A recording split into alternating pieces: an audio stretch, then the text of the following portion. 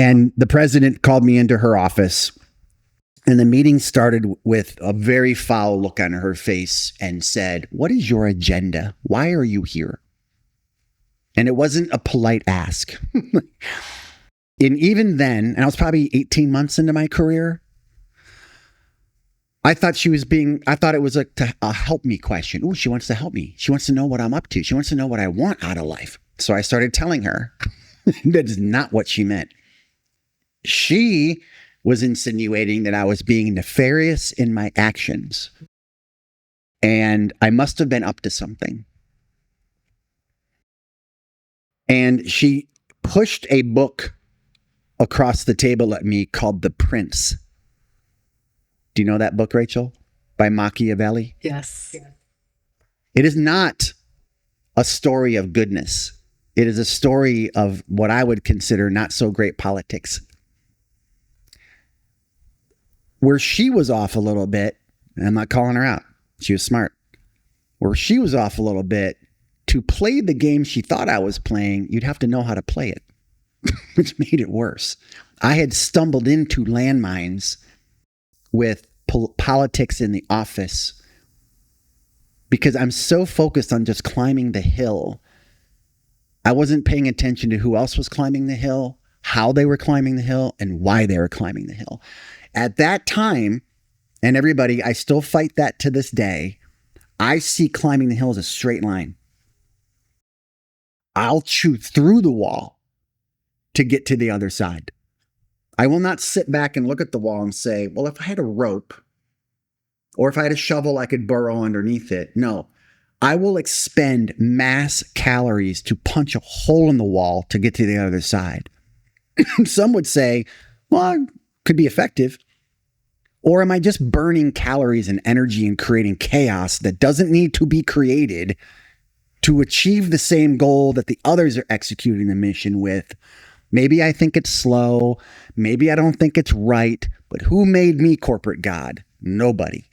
But as a 27-year-old with a background in soldiering and flying, I didn't know the difference. Another mistake that I've seen people make at work that has held them back, and it's also something that I can sort of relate to back early in my career, is when people compartmentalize too much and they show up at work and they say, this is me, the work me, but you don't get to see or know or understand the personal me, right? So when my kids were little, I think I've shared this earlier, I used to work part-time, but I carried a full-time job, but I did it in part-time hours. And my deal with my employer was, if it doesn't work, tell me to go home. But what that meant was when I was on work time, every single second, I was productive. I wasn't, chatting with people in the hallways. I wasn't going to after hours networking events. Very often I wasn't traveling on the trips that everyone was at because I'm here to do my work, get as much done as I can in as short of a time as possible, and then spend the rest of the time with my family. And that definitely impacted the relationships that I was able to make at work. Now, I would still make that same decision for that period of time in my life back then because it was the right choice for me and for my family.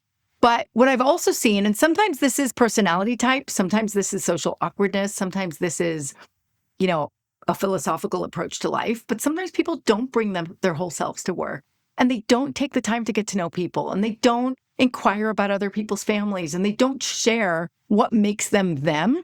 They may not share if they're going through a hard time. They may not share if something really happy is going on in their life.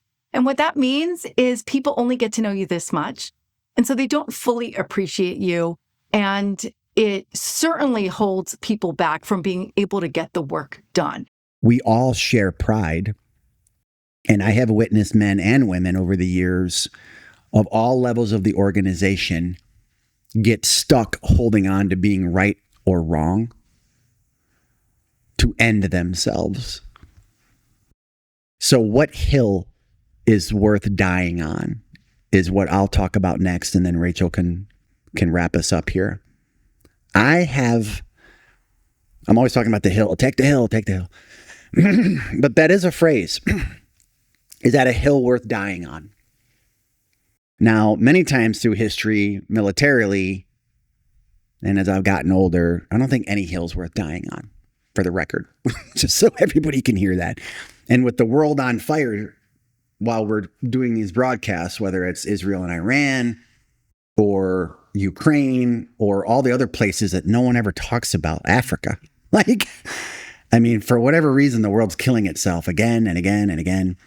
And I know I use those action words, and for some people that may be a turnoff, but in corporate America or in the body politic of not-for-profits or law enforcement or military or wherever it is you work or whatever level you're on, there is something to be said about, can you lay your head on the pillow at the end of the night and feel good about what you did that day?